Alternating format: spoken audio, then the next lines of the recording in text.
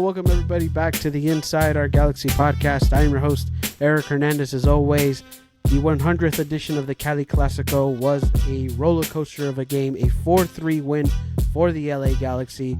A dominant first half, a shaky second half, but at the end of the day, the G's get the 3 points, stay undefeated at home, and beat a rival at home. So that's a lot of good things that happened this week on the weekend. And we're going to give our thoughts and opinions about the game, all the good stuff that you want to hear about from that game. And we're going to talk about that, some Galaxy news, and of course we have a preview of Austin, which is this Saturday, an early game time start. I believe it starts like around 10:30, or game kickoff is probably more like around 11, but still, regardless, an early kickoff for this week.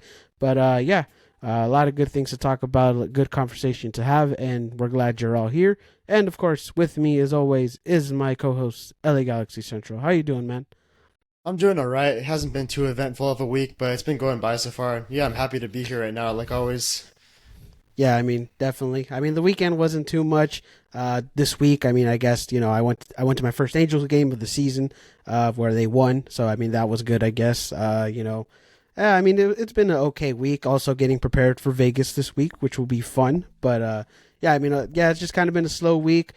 Just got to survive tomorrow, and then the weekend's here, and, it'll be a good time. But, it's been an okay weekend. Other sports, Lakers as well, not doing good. Yeah. I know you're a big Lakers fan. Just not a good start for the Lakers, and I don't know, man. That's going to be a tough one for them to come back. And honestly, I don't see it. But anyways, despite the other sports and everything else around us, we do have to talk about the Galaxy, which again, like I said, they won a 4-3 against the San Jose Earthquakes in the 100th Cali Clasico. So again, like I said in the beginning, it was a roller coaster of a game. You got to see a lot of good things, and then you got to see some shaky things in the end for the Galaxy. But you get those 3 points, and overall, how'd you feel about that game? What were your thoughts about it? I know you were there, and just how was your thoughts about the whole game? Yeah, so first of all, please don't mention the Lakers again. That's something I'm really trying to get out of my head after that game, too. Just please do not mention them again. That's not what I need right now at all. What a disaster that was. But as for the Galaxy, like you said, it was a really good start. We saw some good things. Eventually, in the second half, it got a lot more shaky. We got off to the start everybody wanted to see. Like we even talked about against Vancouver, like a lot of people wanted to see that really good start with a lot of goals. And we said, hey, that's not realistic. You can't always go up 3-0 in the first half as much as we want that. Well, for this game, that was realistic because it happened and we got off to a really good start. You really wanted to set your stamp on the game, and we did that to a very high level, so that was really good. And then in the second half, some lapses of focus, some unlucky goals, some lucky goals for the Galaxy too.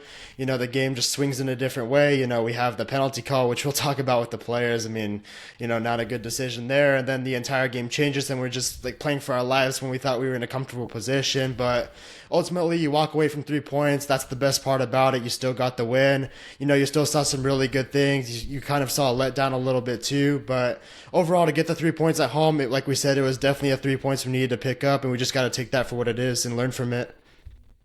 Yeah, definitely. And there's a lot of things you can learn from this game, right? And let's start off with the good, because like you said, a dominant first half. And like you mentioned, it's kind of like we don't think it's really necessarily realistic to get for the Galaxy, I guess, to score that many goals and so early on. And they did it last week against Vancouver. It was going up against a poor San Jose team, and we thought the same thing. We're like, maybe you might not do the same thing, but we'll see what happens. And overall, just an electric start. You got Peck to start us off. You got a penalty by Payne still.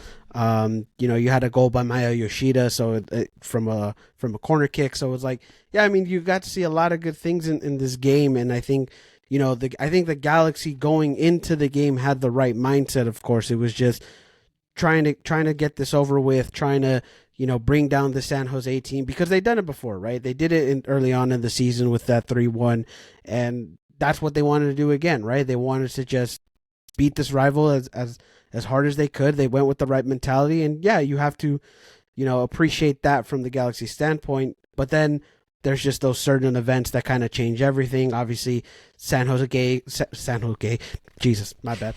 San Jose, of course, my bad. I'll edit that part out. Well, I mean, I don't know. But anyway, San Jose, of course, they get their first goal, lucky first goal off a set piece, which, again, I know we've talked about set pieces and how that's an issue, but I really don't think that was just I guess that wasn't really one where you can blame the defense or anything like that. But they get a goal, and then we score again. We think it's over. They get the penalty, or no, they don't get a penalty. They get another goal, and then they get the penalty with the red card. And so, I mean, there was obviously those certain of events that changed the game and could have been worse than what we got. But I mean, at the end of the day, the positive part is that you get those 3 points. You get those points at home in front of your fans in an electric atmosphere as well. So I mean.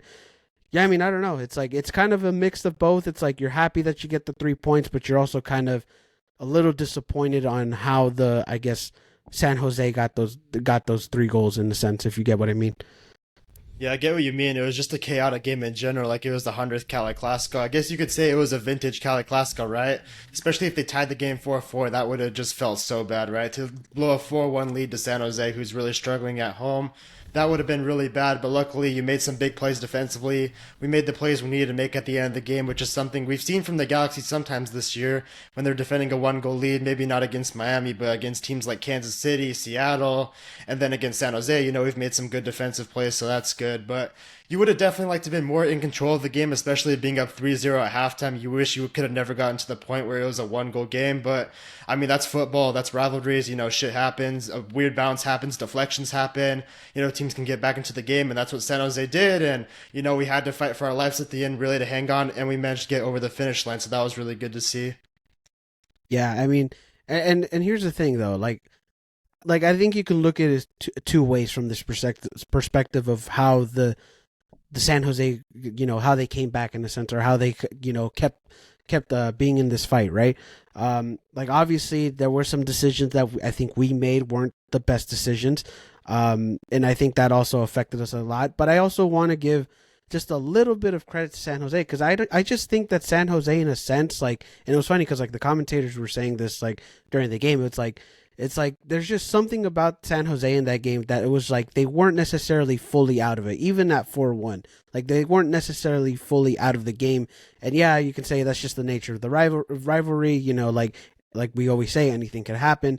And it's just yeah, I mean, San Jose just had that, I guess, that mindset, and sort of a kind of just of a. It's what do we have to lose at this point? We got to get something, we're going to try anything we can to get, at least something out of this game. And I'm pretty sure San Jose would have liked to have at least stole a point from this game, and probably would have helped them a lot, have a good confidence booster for them in their season. And I think this game really was, in a sense, a confidence booster for them, going toe to, I guess, almost coming back against this Galaxy team. I think that should be some sort of a confidence for San Jose. But obviously there was just different things that kind of changed the game. But how do you take it, think about this game and how San Jose came back? Do you think this was, how the Galaxy and their decision making, or was this, San Jose, actually just remaining in this fight and doing whatever they could? Combination of everything, really. A little bit of luck in there too, a little bit of luck for both teams, right? I think 4 out of the 7 goals in that game were just pure luck. I think let's just go through them. I think Gabriel Peck's goal was really lucky. Obviously the keeper saved it, he kind of threw it off, and that was lucky. Joseph Painsel's goal, the penalty kick, the free kick, it was a very bad free kick. It hit someone's elbow. That's a penalty. You could say that was lucky. Maya Yoshida's header, which was actually an own goal, that was lucky. San Jose's way to get back into the game at 3-0 down with the, set piece goal given up by the Galaxy, which I totally agree with you. I'm not going to put it on bad defending. That is just really bad luck. To hit the wall and go straight to a player, you can't really do much about that. I can't really fault the players for that one. So a combination of luck, a combination of lack of focus too. After the Galaxy went up 4-1, that was a goal I was extremely disappointed we gave up. That was just very bad defending, and we're going to talk about that with the players. I think you can put that goal on 3 or 4 different guys. That was just terrible defending. And then the penalty kick, again, very poor decision making from Zavaleta. I don't know what he was thinking there. I don't know what he was doing. We're going to talk about other defenders too, what they were doing. It was just not switched on. They just completely switched off at that point. It allowed him to get back into the game. I think Greg Vanney made the wrong changes at the wrong time. He took the wrong players out and put the wrong players in. Overall, just the second half was completely chaotic, almost a near disaster. Against the better team, probably we would have dropped 2 points from that game, possibly even three, who knows. But we managed to hold on. That's the important thing. But I'd say it's a combination of a little bit of luck for San Jose, a lack of focus from the Galaxy, bad changes by Greg Vanney, and overall just, I guess you could say, lack of execution in the second half really allowed San Jose to get back into the game in our own home, which you don't want to see happening, of course. Yeah, definitely. And I think the second half, of course, that like it you can say almost in a sense San Jose kind of won in the second half, right? Like they really did. Yeah, and it was the luck, but also the sort of the right things to do was as well. And yeah, I mean, I don't know how I lean into I kind of want to lean into the fact that it was San Jose just trying to stay as the best they can in this game. And yeah, I mean, obviously you're going to get those lucky calls. So I kind of want to say, in a sense that San Jose, just staying in this game however they can was the reason why they, I guess scored those 2 goals in the second half. But I mean, yeah, there was those decision makings, and again, we'll talk about the players and like the subs and everything. But well, I mean, I guess the decision making could be its own thing. I mean, yeah, I mean, when you look at the subs and the timing of the subs as well, I don't think that was the right decision. I mean, you took Paintstill off like what 65th minute, like around there. Like I think it was somewhere in that time. Like that's very early to take off Joseph Paintstill. I understand that you were 4-1 into the game, but and you could even see in like I guess in like the if you were watching the game at home, it was just like Paintstill on the bench, just sitting there, just like almost a little bit confused and a little bit frustrated in why he got taken out so early. And I understand that, in the first Cali Clasico in the season, like that happened as well. Like they took him off very early. He even kind of came out all confused, like, hey, why am I getting taken out early? And I think again, Greg Vanney did that again, and I don't know if that was sort of kind of like the start in a sense of like where the decision making happened and how everything just happened. But yeah, taking off Joseph Paintstill early was just kind of the start of like I guess the whatever the chaotic events that happened in the second half. But yeah, I mean I don't know, some of the decision making that Greg Vanney made in this game were very, I guess, I don't know, it's just I don't even want to say interesting. It was just very, I don't know if they were just the right calls at all. Yeah, taking off Joseph Pansel, in my opinion, was a really bad decision. Like, I don't understand why they would do it. The scoreline was 4-2 at the time, and Joseph Pansel, like, we even saw in Vancouver, he can make runs late. He's still a very fit player. He has a lot of energy. I didn't see a reason to take him off. And when you consider we were up 4-2, still at 11 men at that point, you would have considered, like, hey, San Jose is going to push forward. They're going to play a lot of guys high. They're going to try to get that third goal to get back into the game. So if you leave Joseph Pansel on the field, you could have had him in behind. You could have had him as a counter-attacking threat. And even when we were at 10 men, you still could have used Joseph Pansel on the field because of his big body, his speed, the way he can take the ball into the corner, the way he can even create a chance for himself. I just don't know why Fagundes went into this game. Like, I know Fagundes is decent. He's not too bad, but I just felt like this game didn't really suit him that much. We didn't really need him for this game. I didn't understand why that change came so quickly. It felt like Vanny felt like he's obligated to take off a DP every single game. And I'm just like, sometimes you just have to leave your guys on, your best players on. Even closing the game, like I was even watching that and I was saying like, it just feels like right now we have Ricky Pooch and Mark Delgado with a bunch of USL kind of players around them. And I didn't really understand that. I didn't understand like why we just took off all of our best players to try to close out the game. Subs went okay. Like I think some weren't too bad. We'll talk about him, but taking off Painstill was a massive no-no for me. I was like, I don't understand why he did that. And I think Painstill could have made a huge impact with San Jose pushing forward, but Greg Vanney thought otherwise, and that's what matters more, right? Yeah, I guess so. I mean, he is the coach. He makes the decisions, and I guess we just got to watch to see what happens with it. But I agree with you, and also just even with like you said, you mentioned like even with 10 men down or just having 10 men, Joseph Painstill still would have been a weapon for us, and I agree because there was just moments where we were still even on the counter, right? We still even had those moments where we could have gone to go score, I guess, and had those chances, but at the end of the day, you never really had the final piece or the execution or just a player who's going to be able to like I guess get that fifth goal.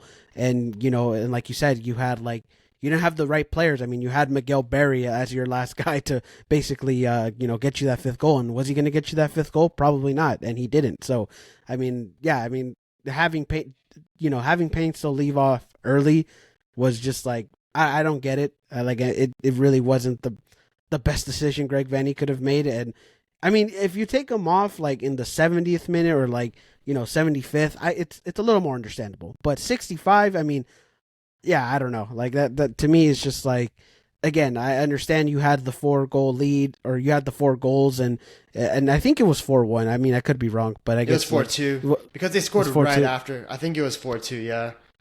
Oh, okay then. Well, regardless, it's like if it's 4-2 or 4-1, it's just like I understand. Like you're gonna be like, okay, maybe we should like start bunkering down a little bit. Maybe not, just tone it down a bit. But at the same time, it's like it's a rivalry game.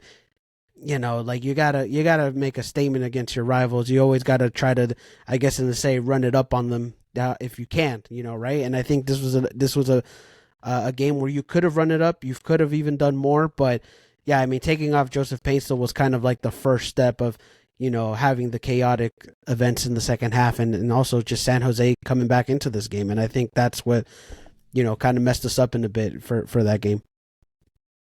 Yeah. Do you want to talk about some of the players, or do you have any other points about the game?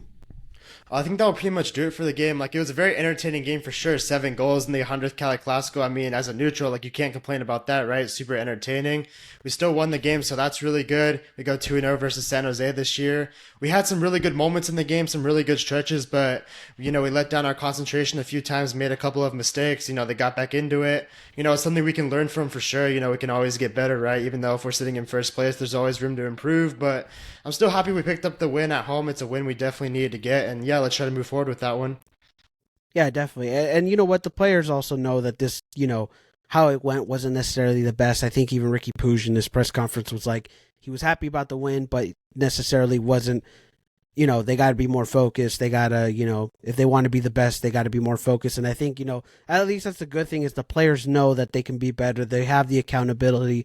And again, some things that we haven't seen from recent years, right? So it's like they're being more accountable. They're knowing what they can do and better on and things like that. So it's just like, it's good to see. And yeah, I mean, for a neutral, I mean, it was an entertaining game. I mean, like you said, 7 goals in the Cali Clasico. I mean, realistically, I think this was probably one of the best Cali Clasicos in like years. Like, I don't even think I can't even remember a really good Cali Clasico game like over the past few years. You know what I mean?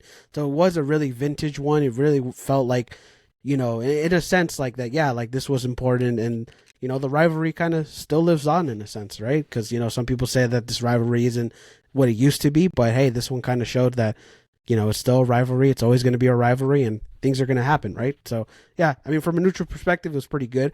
But yeah, but anyways, let's talk a little bit about the players about this game. So let's talk about the defense first. Of course, you had John McCarthy, no Mickey Yamane in this game, a bone bruise, and which sidelined him from this game. You had Edwin Cerrillo playing at right back. Your 2 center backs was Maya Yoshida, Martin Cáceres, and then your left back was Julian Aude. So let's start with the defense first. How'd you feel about the defense? What were your thoughts about it? And yeah, I mean, give me your thoughts. Yeah, the defense was definitely good in stretches, right? Like the first 30 minutes was just a very good overall period for the team. I mean, we scored 3 goals and we let in 0 goals. You don't really need to say much more about that. You can just read 3 goals, 0 against, and say like everyone did really good. And it's true, the defense really started off the game well. And then, for the next, like I'd say 60 to 70% of the game, it was just very, very shaky. You didn't like to see it at all. Started with the set piece goal, which, I mean, yeah, we both agreed it's really bad luck. It hits off Gabriel Peck in the wall and it goes straight to the San Jose defender and he heads it in. That's just bad luck. That's not bad set piece defending. You can't really blame him on that one. So that one you can kind of excuse a little bit, say just, oh well, just bad luck. But then the second San Jose goal, I think I said it before, it was extremely disappointing and extremely frustrating to see for everybody, including me.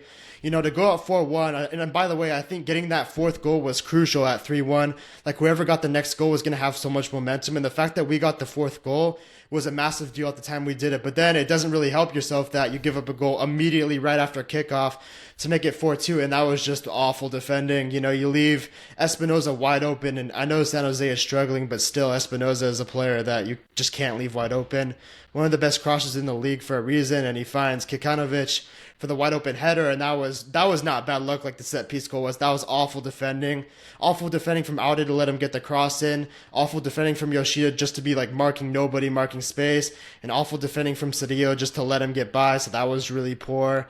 Then for the third goal again, I mean that was just really poor as well. Again, poor from Audi to let whoever the San Jose player was get the ball into the box. Very poor from Zavaleta to be on the wrong side of his man. Very poor decision to take him down instead of just letting him score. Like, let's just put it this way. Like, would you rather, have San Jose score 95% and you defend 11v11 with a goal lead? Or would you rather just take down the San Jose player, have him get a penalty, 90% chance they score, and then we're defending with 10 men? You'd probably choose just defend with 11 men and just let them score, right? From that position. I guess sometimes as a competitor, you always want to, make the winning play, make the heroic play, and not give up on something, but at a certain point, you just got to say, hey, I'm beat. I can't do anything about it. And Zavaleta tried to make the hero play, do this, great thing, make a recovery, and he just totally fucked it up, and then we were in a terrible position. And I thought we were going to blow it. I really did think it was not going to be a win for us at that point. I was very concerned at that point, when it was 4-3 with 25 minutes to go, down to 10 men. And yeah, very poor decision from Zavaleta. And, McCarthy too, he made some good saves. But again, if we're going to be a team that plays with the ball at our feet, he can't just be, hitting it out of bounds or to the other team all the time. So for the defense, I mean, I'll give him this. I'll give him credit for when their backs were against the wall for that 20 minutes. They defended really well. And funny enough, we're going to talk about the midfield, but I think our best defender was Gaston Brugman. I mean, talk about someone who really stepped up that game. He was incredible on the defensive end. You can just put him in that category, really. But yeah, overall, the defense, had some good moments, but, some real lapses of concentration, especially on San Jose's second goal, which was just really bad defending from the whole team.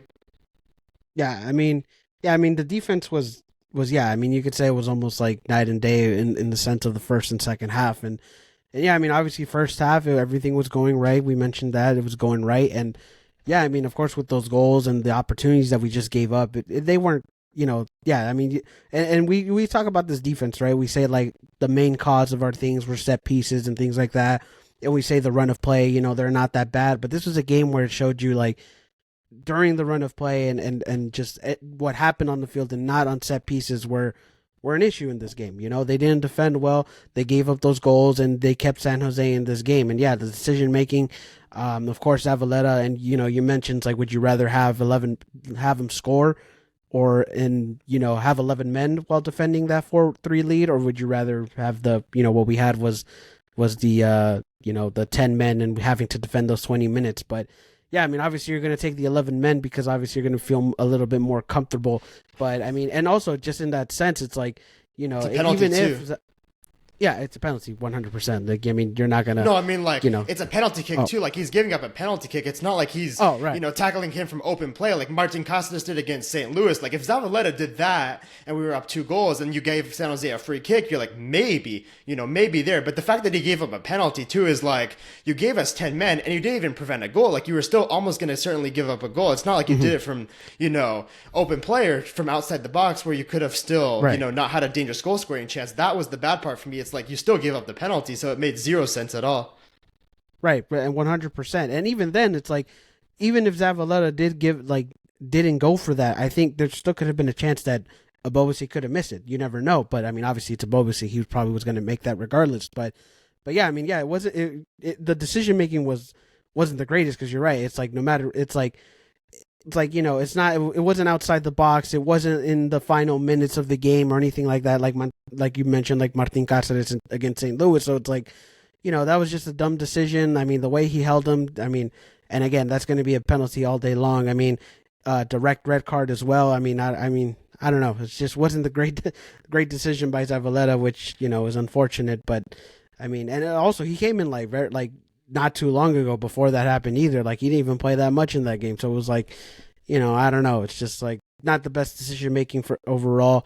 But yeah, I mean, but in a sense, you said, you got to credit the defense, in those final 20 minutes and their backs against the wall, they had to do what they could. And yeah, I mean, Gaston Brugman was that guy who had to step up in that defense. And, he did a very good job in that one. I was going to say as well, how'd you feel about Cerrillo at right back? Cause obviously we've seen him this season play in different positions, even in that defense, but how'd you feel about Cerrillo overall as a right back in that game?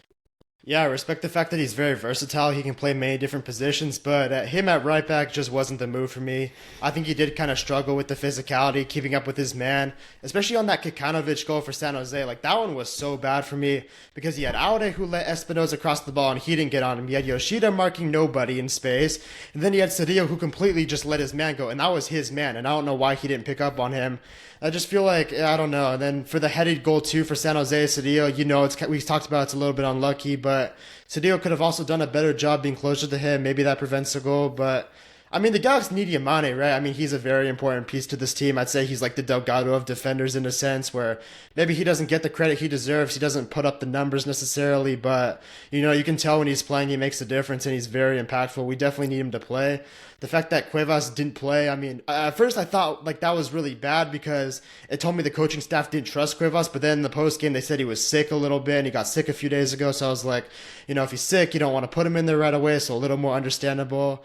And like I was also mad at first with the Zavaleta for Cáceres sub, but Greg Vanny again in the post game said like Cáceres said he couldn't go anymore. So at that point, like you pretty much have to take him out, especially for a player his age coming off a major injury. So I think at first I was a little more mad at the subs, but then once Vandy kind of explained some of them in the post game, I understood a little bit more.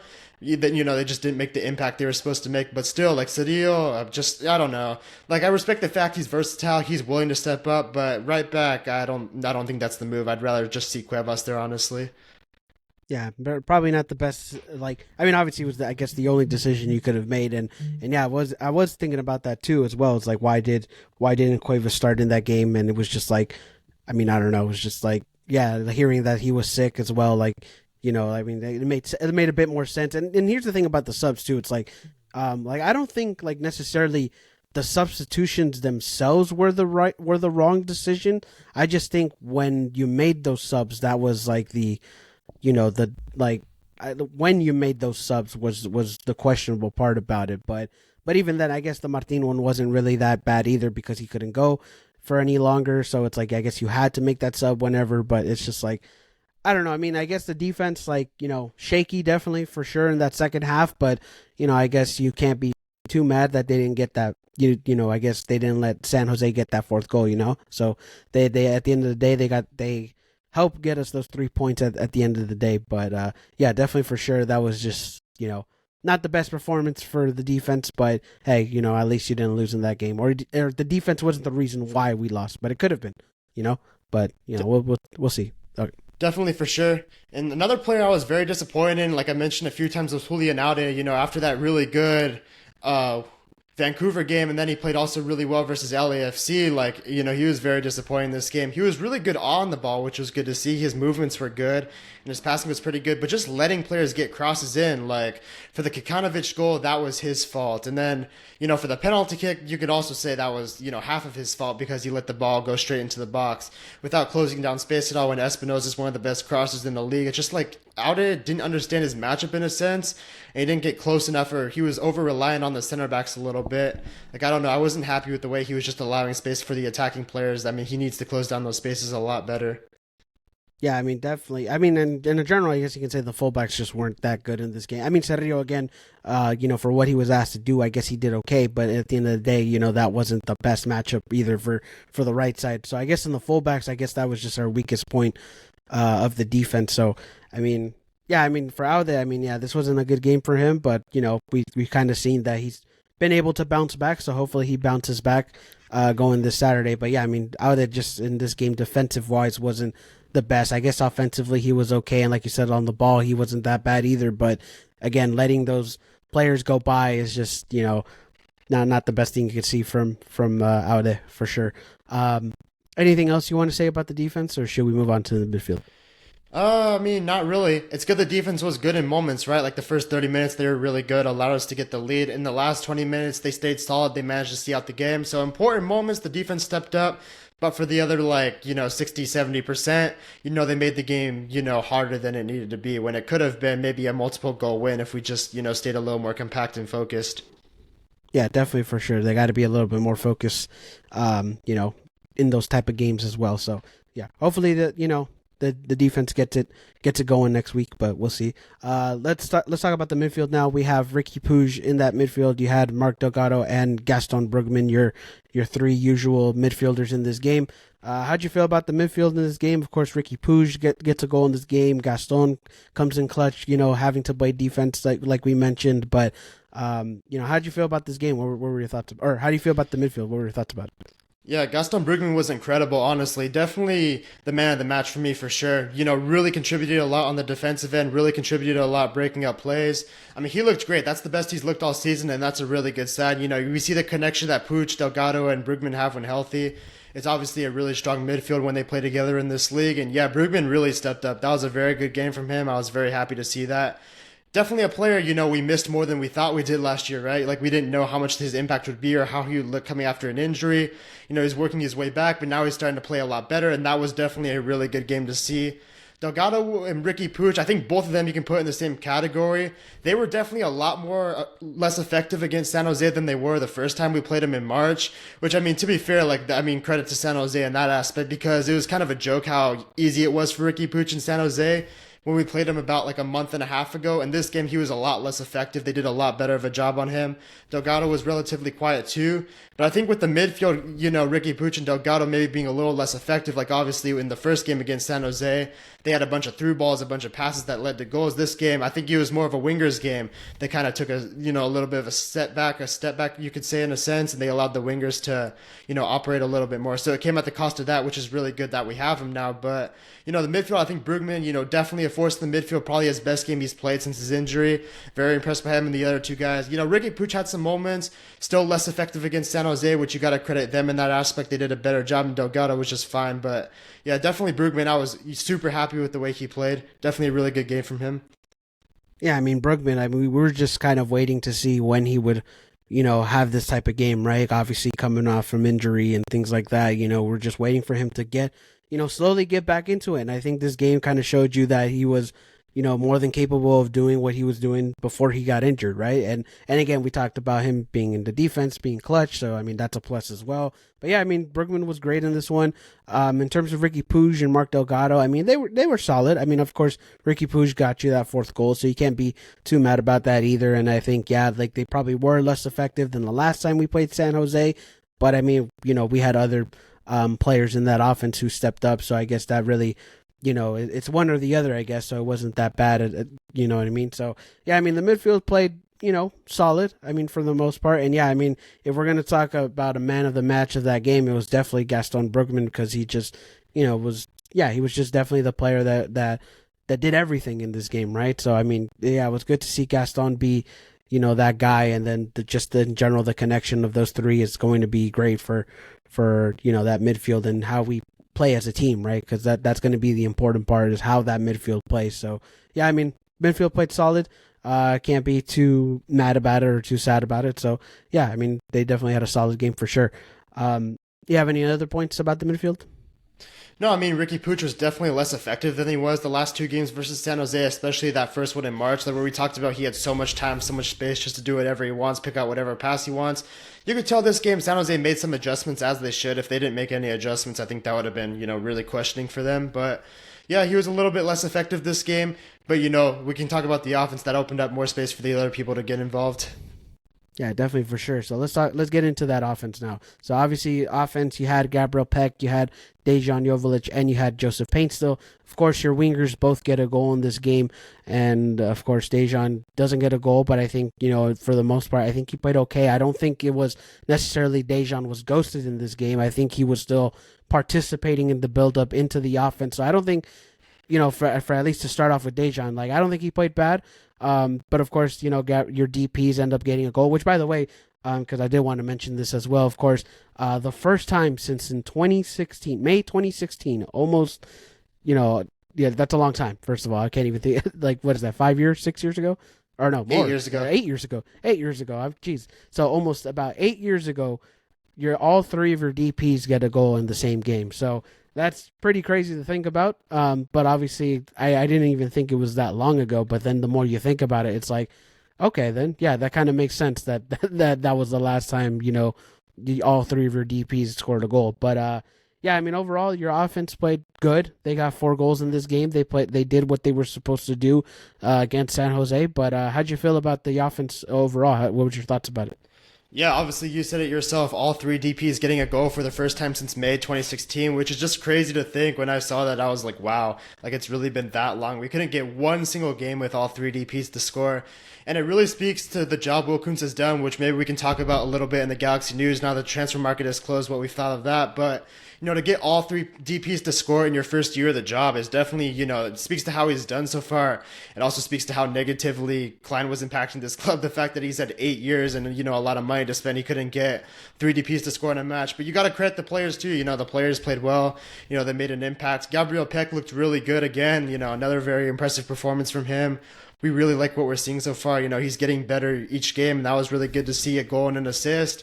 I will say his goal was a little bit lucky. It was kind of funny to watch. The San Jose keeper kind of like bounced it off his shin. But hey, I mean, he made the run at the right time. He made that extra effort to get to the ball when the keeper could have came out and got it. So you got to credit Peck in that part. You got to credit Joveljic for the pass too. I kind of agree with you. Like, I wouldn't say Joveljic, just disappeared this game. I would say kind of similar to Ricky Puig. He was kind of taking a backseat to the wingers a little bit because the wingers were just, in form. They were playing really well. They were involved. So sometimes as just a player on the team, if it's someone else's day, I'm just going to, take a little bit of a back seat. I feel like that's what Joveljic and Puig did. They just allowed, Peck and Paintsel to do a little bit more of the work, which is fine. You want that balance in a team. And then Joseph Paintsel, I think he did really good as well. He made some good runs.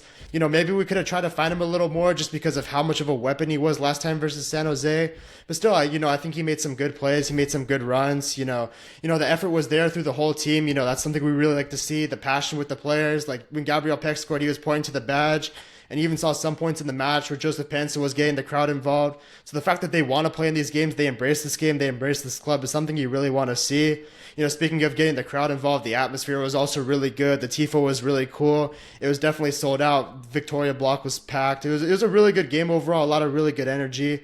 The offense scored 4 goals. That was entertaining for sure. Just defensively, we got to tighten some things up.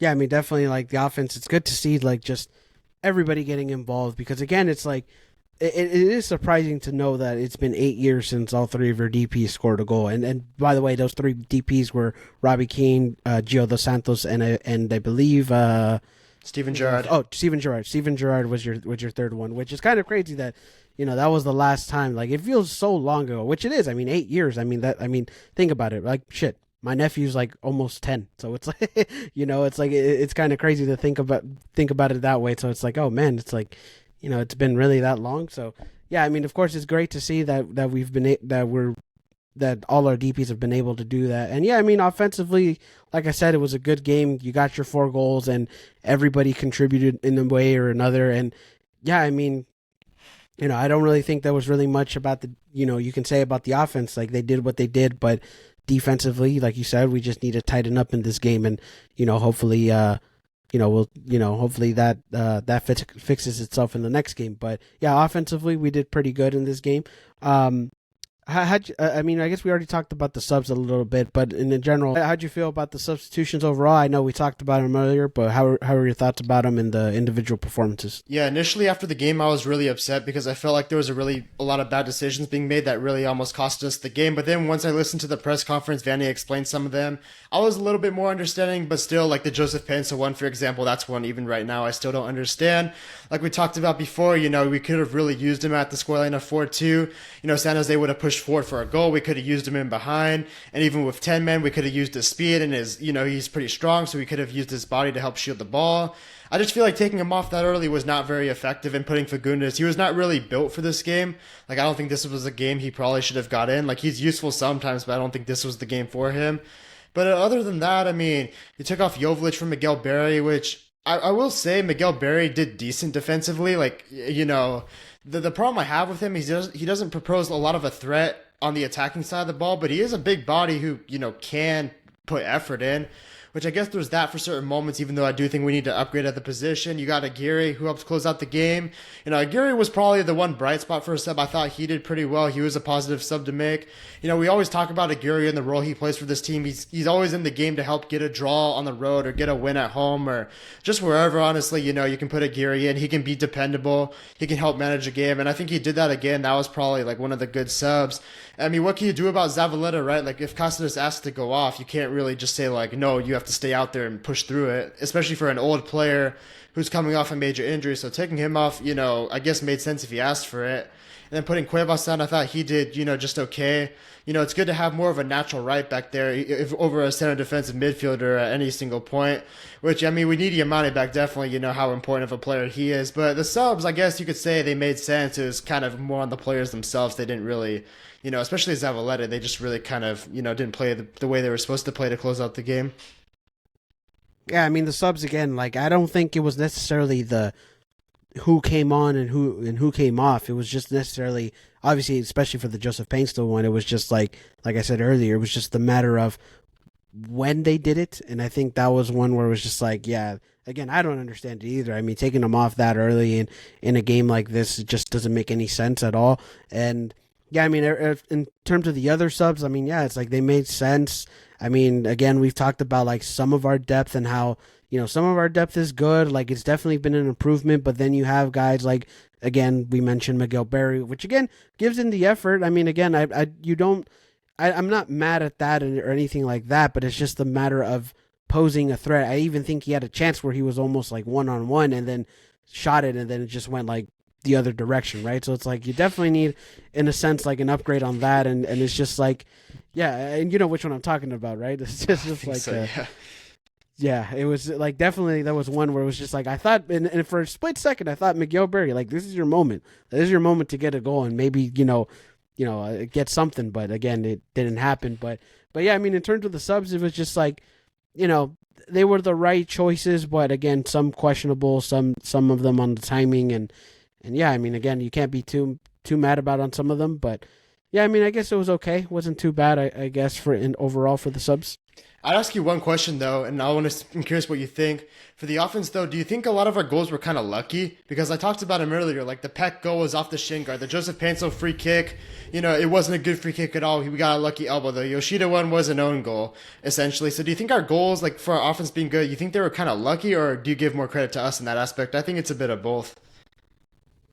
It's a bit of both, because I think it's like, yes, were they lucky, but sometimes you need to, I guess, like, take advantage of that luck, right? Or like you need to like luck doesn't just happen out of nowhere, right? Like I think they did the right things, but I guess the executions were sort of the lucky part about it, right? Like I think, for example, the Peck goal, it was a good play, and just the fact that it, Yarbrough, which by the way, I didn't even know Yarbrough was still playing, but Yarbrough, like, he blocked it, and it was lucky that it bounced off the shin of Peck and we got the goal. It's like, right?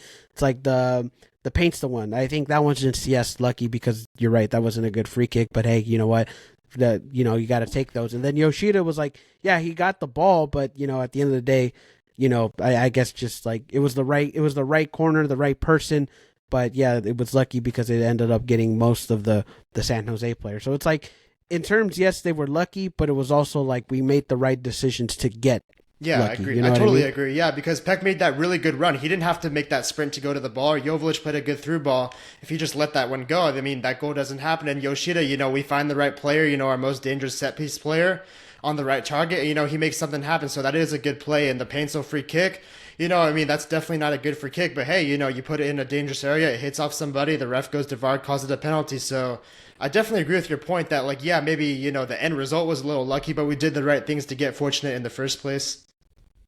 Yeah, definitely, for sure. And then the Ricky Puig goal was actually, yeah, that was goal, a legit one. Yeah. Like that, yeah, that was an actual legit goal, you could say. But yeah, I mean, I get what you mean in terms of the luck, but also we did the right things to get lucky. So yeah, I mean, in the sense, like, yeah, we did the right thing. So, but anyways, you have any other final points about the game before we move on? No, I think that was pretty much it. It was a very entertaining game. I'm happy we came out on top with another win against San Jose. Obviously, we've been very successful against them under Greg Vanney, like we've talked about before. And yeah, let's try to get 3 wins for the first time ever, right? Under Greg Vanney. We haven't done that yet, so hopefully we can try to do that this weekend. Definitely for sure, which we'll get into the Austin preview shortly. But yeah, I mean, in terms of the game, yeah, I mean it was good. You get, I guess for right now, you get the series win. Could we get another sweep like we did last year? That's yet to be determined. But yeah, if we get another win against San Jose, against the rival, and yeah, we're undefeated at home. So there was good things that happened in this game. So you can't be too mad about the result. You get the 3 points, and you're still first in the West. So everything went our way in a sense, but we could play better, and the guys know that they can play better and be more focused. So it's just a matter of them being more focused, and we'll see if they're more focused. Going up against Austin. So yeah, we'll see about that.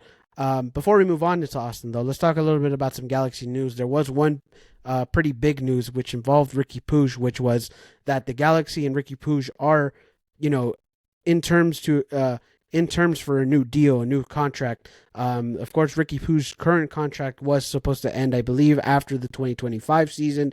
Now he gets another contract for him to stay longer, which is obviously, we talked about this a few weeks ago when there was the rumors of them, having the negotiations. Now that finally comes, that's a done deal, I guess. Obviously, the certain details and how many years, how much money is still yet to be determined, but we do know that they got a new deal done, which is great. And I know last time we talked about it, we said that it would be a good thing if they get a new deal done. It would help out both parties. But how do you feel about the new deal that Ricky Puig got? And obviously, I'm pretty sure you still feel the same way that we did when we heard about those negotiations. Yeah, we got to see the new details of the contract. Obviously, it's going to be a significant pay raise, right? And he definitely deserves that pay raise. He's an integral part of our team. He is the best player on our team. We really want him to be here. Obviously, there's always that possibility he could go back to Europe. He even admitted like he could have some ambition to go back. But at least, with that new contract, even if he does go back eventually, we'll get value out of him, which is really good. You always want to get value out of your players that eventually do move on. Or if he doesn't move on, maybe he's very happy being like one of the faces of one of the biggest clubs in MLS, and he'd rather just be a star in the league rather than just an average player, maybe somewhere else, or maybe slightly above average, who knows. But, maybe he's happy here. Maybe he stays a long time. Maybe he has other ambitions. But either way, getting a new deal done is definitely really good. I'm interested to see the length of the contract and how much his pay raise is, but it should be interesting once it comes out. Yeah, definitely. Of course, we don't know when that gets announced. Of course, Tom Bogert was the one who had the news or the scoop about him getting the new deal. But I'm assuming the Galaxy will post the new details at least at some point. I don't know when, but of course, yeah. I mean, like you mentioned, like Ricky Puig getting him on a new deal, like yeah, like even if he decides to go to Europe, it's a good thing because we get the value, we get money in return when no matter how much we sell him. And again, this is always I guess a business in a sense. Like you're always going to try to make money and try to use that money into other resources and stuff like that, right? So of course that is a good thing that we get Ricky Puig on a new deal for whenever that time happens. Or like you said, even if he is fine with playing in MLS and being a star in MLS and decides to play here for a very long time, like that's a good thing for him too, and he gets the most money that he can, being here in Major League Soccer. But another thing though is that like obviously you're happy that Ricky Puig gets this deal, and he deserves this deal because obviously when we talk about our DPs and we talk about some of our past DPs, it's about their performance on the field, their consistency, and we haven't had a player who's had that consistency or had the, was great on the field, or it was either one or the other or neither.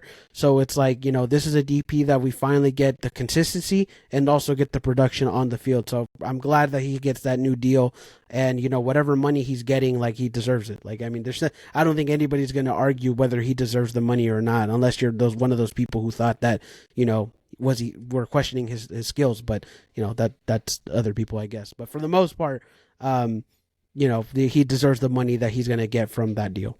Yeah, I mean, definitely a really good number 10, right? Like, remember in the 2022 season when our offense was really flat, we always talked about in the podcast every week before we did video, like we always needed number 10. Then the summertime, we pretty much got the best number 10 available, and it's worked out perfectly for us, and I'm really glad they agreed to a new extension, and hopefully he can provide us with many more moments to come.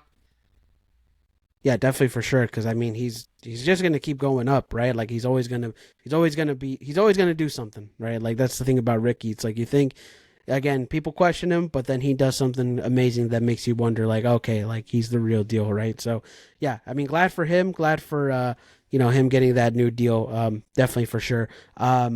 of course, for obviously we talked. You mentioned a little bit about the summer transfer window that has now, or not the summer transfer window, but just the current transfer window that we had has now officially closed. Of course, we did get some good signings, throughout the winter and things, and even during a little parts of the beginning of the season. Of course, we're waiting on Garces to come in, which I believe is supposed to come in this week.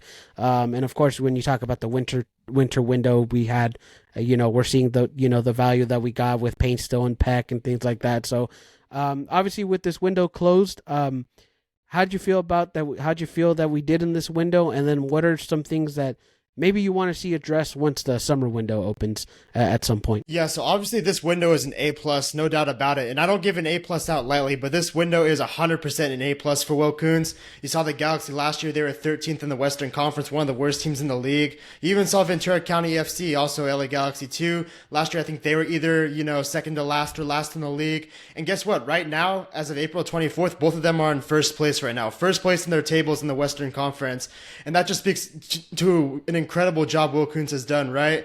Bringing in players like Gabriel Peck and Joseph Painstill, and even for Ventura County, bringing in players like Brady Scott and drafting a guy as talented as Tucker Leipley, as you see the impact they're making on that team. And you see some of the other additions too on the Galaxy, like Yamane has been really good. I think John McCarthy has been a good addition in goal. He's been a good leader. We got to see what Garces does, but there's optimism for him. I think this window absolutely is an A plus, completely a 10 out of 10. You couldn't do much better, right? I mean, we went from one of the worst teams last year to now currently the number one team in the Western Conference. You got to give it a 10 out of 10, nothing less than that. Yeah, definitely, for sure. I mean, again, it's just like the big turnaround that we did with Will Kuntz, and obviously Klein, getting out of here has just been night and day, of course, for sure for this organization. And yeah, I mean, obviously this window was definitely A plus. You can't really, right now we haven't really been, normally we've had those players that were kind of complaining, I guess, in a sense, or like, oh, like this player's not living up to their potential or to their contract or whatever it may be. But as of right now, everybody's been playing to their level and to their contract, right? So it's like, I think that's a good thing. I mean, I guess the only one we've really talked about is just Miguel Berry, but again, it's just like, I guess like, sure, he can be better as a second stringer, but at the same time, you're not like overly upset about him taking a spot, right? So it's just like, in a sense, it's just like, yeah, for most part, all our players have been contributing in some sort of way. And I think, yeah, like with Will Kuntz for his first window, it's been massive. And now with the, later on when the summer window opens, we'll see what happens there and what moves Will Kuntz makes, which is going to be very interesting because, there's still some positions that we can fill or get better in, definitely. Yeah, definitely for the summer window, like you asked me before, I think that definitely the priority is depth for sure when you look at some of this team. Like, I just still think we really need a backup striker. Like, okay, you can think Jovic is the guy. You can believe in him. So far, he's been productive, right? 6 goals. That's a pretty good start for right now. But we still need that guy who can be more of an offensive threat off the bench. Like, remember 2022 Jovic? He had a really good season off the bench. Or even last year when we were really bad, we had Billy Sharp coming in, and he scored a lot of goals too. We need a guy who can just be more of a threat offensively, and that's something we got to look for. I think at right back, we also need a backup. We talked about Yamane being down, which, by the way, he's back in training right now as of today, so that's really good to hear. But still, Yamane Cuevas is the backup. That's not very good. You feel like we need more of an MLS caliber player there. Like, for example, with Julian Alde, we have Johnny Nelson as his backup, and Nelson's an MLS caliber player. He's played on many winning teams like number 1 St. Louis, Cincinnati when they made the playoffs, so he's been on good teams.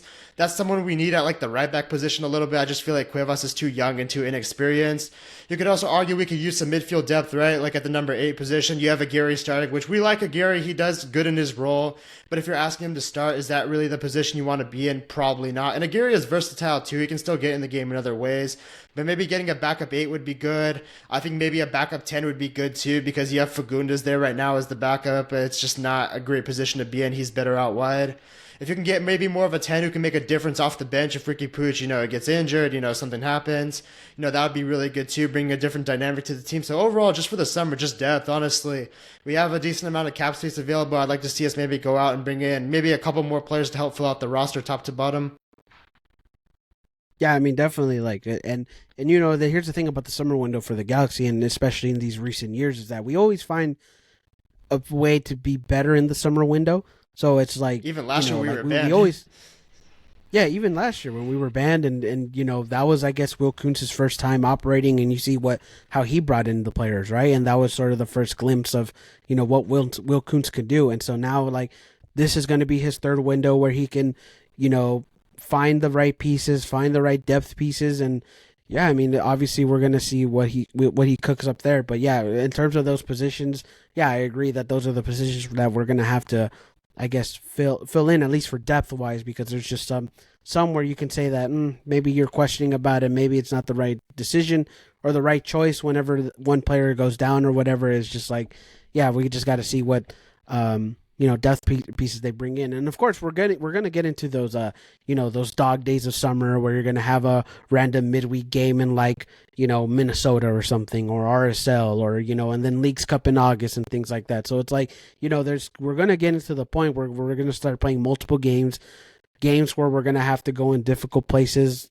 and yeah, I mean obviously like we've shown the adversity in this tough start of the schedule, but it's at some point it's going to get harder again with the amount of games we're going to play. So definitely depth is what we got to look for in terms of the summer window. All right, but seriously though, I can't understate enough how incredible of a job Will Kuntz has done. Like, think about it. In the summer window last year, we were banned. We couldn't make any transfers internationally. And what does he do? He offloads Efrain Alvarez, who played basically no games for us. I think he almost like sat out the last 10 games, getting zero playing time. He sells him for $2 million. And with that, small amount of money coming in during that summer window, he brings in Billy Sharp, obviously a really good striker. Edwin Cedillo, who's a really good piece for the Galaxy, a really good defensive midfielder, especially really good for depth. Diego Fagundes, who's an MLS veteran and has done things in this league. Maya Yoshida, who's a free agent who is really good. And Tony Alfaro, who's not that bad either. He was a decent depth piece. To get all those 5 players for the price of Efrain Alvarez, honestly, is just incredible. And when you see the DPs he brought in during the winter window this year, again, really good. Like Peck and Painstill both had a goal and an assist last game in a rivalry game.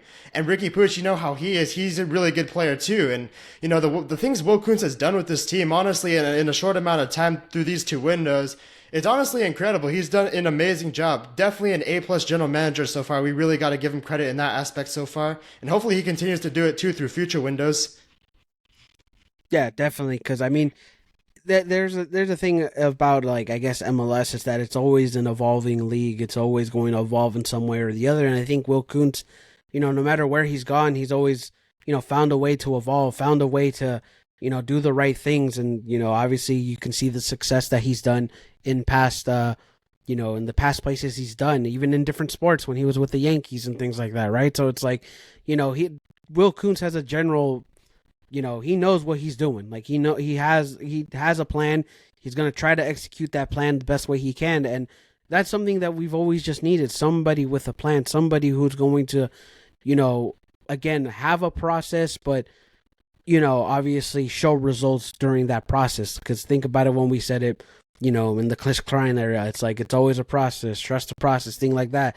Like Chris Klein always had like a plan, but never any progression within that plan, right? So it's like, that's the thing. And with Will Kuntz, he's had a plan, and we've seen progression with that plan. So I mean, that's Will Kuntz has done a phenomenal job, and yeah, I mean, he's definitely one of those guys where, yeah, if anything, like we talk about acquisitions, he might have been the best acquisition the Galaxy could have made in far, who knows how many years, right? So like he's more than just beyond a player at this point. Like he's the best acquisition. I mean, not only are we seeing the plan, we're seeing it so soon too. Like last year, LA Galaxy and LA Galaxy 2 were the worst teams in the league. Like they were 13th, 14th in the Western Conference.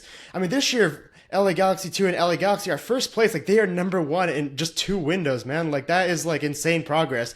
That's quicker than anybody thought. We don't know if it's sustainable. I mean, we got to wait and see what happens in the future, but still, I don't think anybody expected us to get off to the start and to see the pieces the way they're playing right now. I mean, it truly is just an incredible start for him, and hopefully, yeah, like I said before, it just continues to get better, right? But still, like the progress we've been making this quickly, I think is just a blessing to see. Yeah, and you mentioned G2. It's just like it's not just the first team. Like we've seen progression with everybody, like within the academy, the Ventura and now with the first team. So it's like now the whole organization as a full is progressing. It's not just focused on one thing. It's like you're focusing on from the ground up. So I think that's just the greatest thing that you can see from this team. And yeah, Will Kuntz has just done a phenomenal job, and I hope this summer window is a big summer window for us, and we do do the right things in that window, and hopefully he continues to show more progression in his plan. Yeah. So, but anyways, yeah, that's it for some Galaxy news. Unless you had any other things that might have missed in Galaxy news. Yeah, I think I forgot to mention it, but I just saw like Yamane was back in training, so that's really good. All right, yeah, that's good. I mean, usually a bone bruise isn't necessarily a big sideline type of deal or something where you got to miss a lot of things. So it's good that he's back in training and with the team. So yeah, that's good to see as well. Especially going up against Austin, which is going to be in a sense kind of a difficult game. But well, I guess we can now talk about Austin, which of course the Galaxy will travel to Austin to take them on this Saturday. And like I mentioned, an early game time start, at least on the West Coast. I think for them it's like a 2 hours ahead, so it's like a 1 o'clock game type of deal. But yeah, of course, the Galaxy going up against Austin. We've had some success there when we've gone to Austin. I don't know if we've ever lost a game over there. Have we? We have, yeah. in 2021 we have. We have. Oh, okay then. So yeah, but point is we've seen some wins. We obviously last year you got that 3-3 draw that where we with the thunderstorm and everything like that. So we've had some chances there, but Austin is still a very tough place to play with their atmosphere and everything that they have going on over there. But yeah, I mean, how do you feel like going up against Austin this weekend? What are your thoughts about it? Sorry, can you ask that question again? I was stretching real quick. Oh. Sorry. My bad. All right. But yeah, what are your thoughts about Austin, and how do you think that game's going to go? Yeah, similar to us right now, Austin is playing really well. They've won 3 out of their last 4 games, just like we have. They've won their games in dramatic fashion too. That's going to give them a lot of confidence. They beat their rivals FC Dallas, which was a big win at home. That was their first of the season. They beat San Jose at the 100th minute with 10 plus minutes of stoppage time at home. That was a big win. And then last week they beat their rivals Houston Dynamo in the 88th minute from a winner from Rigoni, who's their DP, who has struggled. But last week he scored the game-winning goal and he might come in with more confidence. As for the Galaxy, obviously we've had a good amount of success against Austin, more of that coming at home, where I think we're 4-1-1 against them, but 3 of those wins are at home. We're 1-1-1 against Austin and Austin. So we've gotten results 2 out of 3 times, which is good. But like you said, it's still a very difficult place to play. They have a lot of momentum right now. But I feel like just on the field, taking sort of the fans out of the equation, I feel like we do have advantages in this game. I was thinking about this earlier. I think Austin's kind of a combination of San Jose, Vancouver, and St. Louis. And I'll explain a little bit. They're like San Jose, where they don't mark players great. Sometimes they're too slow to get on their man. They get disorganized quickly, and that can help us. They're like Vancouver when they can get caught in behind. You can play a through ball through them. Sometimes, again, a lack of focus from them, a lack of shape. Sometimes you can catch them out. And they're like St. Louis also in this way where they find ways to score goals. They find ways to win matches like I was talking about before, right? With the 100th minute winner against San Jose, with the 88th minute winner against Houston, they find ways to win games. They find ways to score goals. So in a sense, it's kind of a combination of many different teams we've played into one. But I will say our biggest advantage is Austin. From what I've watched, they get out of shape very quickly. They can lose their shape. They can lose their man. And if you lose your man against this Galaxy team with the way they're playing with Ricky Puig and Painsil, Peg, Joveljic, I mean, we can create a lot of chances for sure. That just depends if we are clinical with them. But still, if we, play the right way, we make the right runs. I think the midfield is crucial this game. If the midfield forces a lot of turnovers, which is something I have seen with Austin in the past, especially when they played the Galaxy, they force a lot of turnovers, and sometimes we capitalize off those turnovers. If we can force those turnovers in Austin and get our guys going up the field, I think we could have a really strong advantage offensively. Defensively, we're definitely asking questions about that performance we had against San Jose going into this game too on the road. We're going to need to see a lot better of an effort. Aude's going to need to step up. Hopefully Yamane's available to start. We really need him back in the team. The center backs have to be a little more switched on too. But I just feel like with the way Austin, the way they get disorganized sometimes, the way tactically kind of similar to San Jose, they can get sort of mixed up. I feel like if we force the right turnovers and we choose the right moments to attack and we are clinical with our chances like we have been sometimes, and we create the right amount of chances, I do think a result is doable, kind of similar to Vancouver too. I feel like a result is doable. I feel like we can go in there and possibly get at least a draw, maybe a win, if we create those right chances, if we defend better too. But it'll be interesting to see because I think we do have some advantages. It'll just be interesting to see if the execution will be there this game better than it was versus San Jose, especially in that second half. Yeah, I mean, yeah, I think going into this game, I think the defense is going to have to, at least have a bounce back game in this one because, obviously against this game in San Jose, this was probably the first game where we've seen them have a bad game in the run of play, right? So I think this is going to be a game where the defense needs to bounce back. Obviously, they got to find a way to maintain those set pieces no matter what. So, yeah, I mean, defensively, I think to me that's going to be the one where we have to bounce back, and I think could be the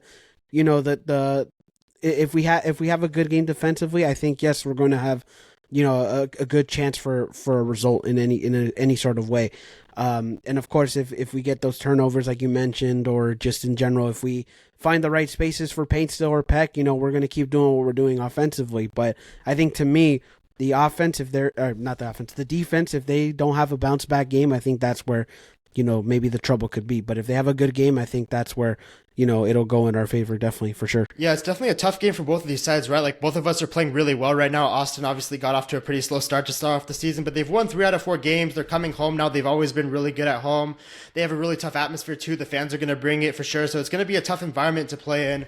But still, with some of the things Austin does, like I talked about, the turnovers and sometimes tactically getting disorganized or out of shape, I just feel like if we take advantage of that, and like you said, we defend well, and our midfield steps up and forces those turnovers, and we get out in transition and we get our players involved in the match, I feel like opportunities are going to come. We're a team that's capable of creating opportunities. It's just a matter of, are we going to finish those opportunities, which hopefully we do. But first we got to, create those opportunities, right? We really hope to create a lot of those opportunities, really get our players involved, keep the defense up, stay focused, have a better shape than they do, really make sure to be key to every single man, especially on set pieces too. In the run of play, we got to improve a little bit. But I just feel like, if we do our jobs correctly, we could have some opportunities to take something from this match for sure. Yeah, definitely. And obviously, we've had 2 wins in a row, and I think you know where I'm going to come with this, which you alluded to actually earlier. But obviously, there's a little curse with the Galaxy, more specifically with Greg Vanney, and that is the fact that under his tenure, we haven't had 3 wins in a row. And going up in this Austin game, like obviously, I'm not saying I'm confident or anything like that, because obviously there's been moments where in the past where we're confident and we haven't gotten a result, but. Do you think there's a good chance that Greg Vanney finally gets his 3 games in a row, or at least this Galaxy team in general? Well, I will say we did break the conceding the first goal curse, right? Remember in 2023, we never won a game when conceding the first goal, so that got broken, and it's only happened like 2 other times under Greg Vanney. So if that's gotten broken, the Seattle streak gotten broken, winning in Kansas gotten broken. So, I mean, it's possible, right? I mean, I think this game is definitely approachable. We have the players to do it. We have the team that can possibly get a result from this game, maybe even possibly a win if we do the right things, but I don't know. When you're on the road in MLS, you kind of just go with the mindset that any result is a good result, right? You obviously want to always win your home games, but on the road, if you get a tie, it's not a bad result. If you get a win, obviously that's a great result. You feel good about that. I would love to see us get 3 wins in a row. I think that would be really good for this team. Obviously, they've broken a lot of things this year that we didn't do in the past. Getting 3 wins in a row would be another one of those. I hope to see it happen, but we got to wait and see what happens. If we get a result, that's not bad either. But I mean, the main thing, we can't really worry about that. We just have to stay focused, play the way we know how to play, make Austin uncomfortable, take our chances, create chances, defend well, and then we'll see what happens from there. Yeah, I mean, definitely. And I think, and you're right, like we shouldn't really focus on too much about that. Obviously, I just brought it up because it is, something that lingers within the Galaxy. But of course, like, yeah, I agree that, and at least in terms of the players and obviously Greg Vanney, that they shouldn't focus on that. Like, they shouldn't focus on, trying to get that 3rd win in a row, because at the end of the day, if you try to think about that, I mean, let's be honest, probably though, not gonna. Let's be honest, though. Do a lot of the players even know that streak exists? Like Joseph Panslow, Gabriel Peck, Yamane, McCarthy, like they probably don't even know about that, do they? Like that's probably not even in their mind. Like, maybe that's in our mind because we've been fans for a long time, but I don't think they're worried about that at all. Yeah, I mean, no, definitely for sure. But I mean, obviously, Greg Vanney knows that. Oh, he knows like, that. Yeah, he's probably worried about that. Yeah, so what I'm saying is, like, at least, more importantly for Greg Vanney, I guess, it's like he needs to know that, hey, get that out of my mind. It's like, let me manage my game. Let these players play their game the way I know they can play. And, again, like you said, if we get a result, I mean, you can't be too mad about it. It's on the road, but, can't just focus on getting that win or just focus on breaking that streak. It's just try to play the best you can, try to get a result any way you can. And yeah, again, if you get a result at Austin, that's good. That's not a bad thing, even if it's a tie. But if you get a win, that's going to be pretty electric for I think for everybody, even for Greg Vanney if that happens. But I don't think he's going to focus too much on that, and I hope he doesn't focus too much on that going into this game. But I think it's in the back of his mind. But we'll see what happens. But yeah, I mean, of course, like we always say on this show, we can only hope for the best, right? So that's all we can hope for. Yeah, definitely. Yeah. But anyways, you got any final points you want to talk about Austin before we go? No, let's go into Austin, play the way we know how to play. Hopefully, the game goes well. We create some chances. We defend well. Let's try to get out of there with the win, right? Yeah, definitely for sure. Try to get that result in Austin. I mean, like I mentioned before, we have gotten some results there, so it's not impossible. But hopefully we try to get one this week.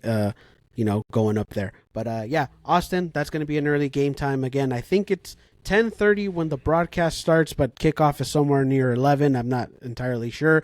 This will be on Apple TV and also on FS1, I believe. So, which by the way, we've had counting last week and then this week and I think next week we're going to be on Fox Sports, so like that's pretty dope to see that I guess we're being played on not only just on Apple TV but also on national regular cable TV, so a lot of eyes will be, or maybe at least in the casual fans, more eyes will be on this Galaxy team and and what they can do. So I think that's pretty cool and interesting. But yeah, early game time start. And yeah, hopefully we get the win, or at least some sort of result, against Austin this week. So we only hope for the best for this one. But anyways, I think that's going to do it for the show for today. Can't thank you guys enough for listening and watching. If you want to follow me at Insider Galaxy, follow me, on Instagram, on X, go follow the Galaxy Central on Instagram. And anything you want to say to the listeners before we go? No, that'll do it. Let's try to get a result in Austin. Hopefully come back next week positive again. Yeah, definitely for sure. So hopefully we get that result. But yeah, be a friend, tell a friend about the podcast, whenever you're listening to this podcast. I hope you all have a great day, rest of your night. And yeah, let's go get a result. Thank you guys, and G's up. 7 words.